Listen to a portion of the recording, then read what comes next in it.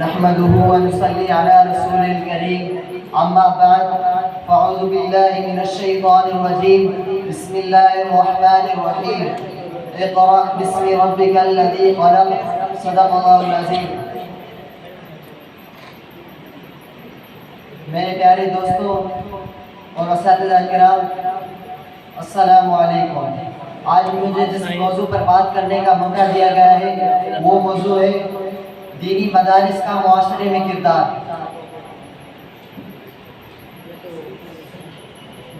دینی معاشرے میں مدارس کا کردار۔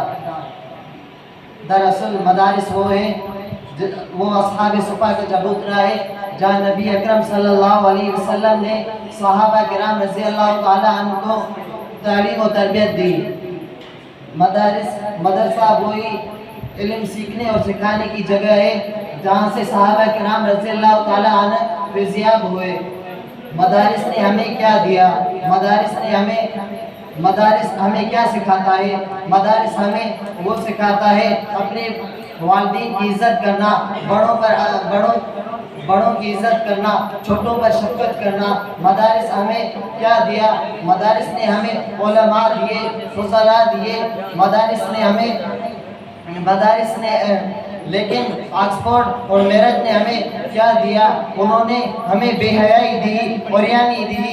انہوں نے آزادی کا نام لے کر ہمیں بہت غلط کچھ دیا۔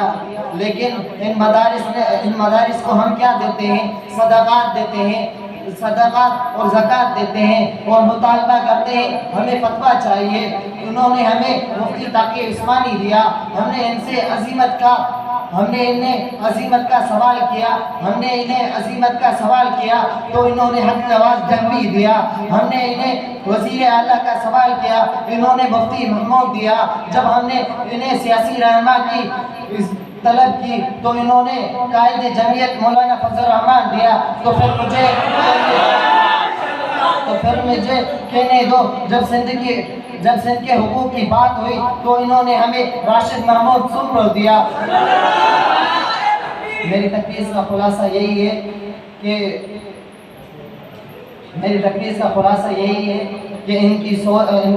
ان کا دامن کرپشن سے بالکل پاک، ان کی سوچ نبی کی حرمت پر قربان، ان کی جان صحابہ پر نچھاور۔ وما علینا الا البلاغ۔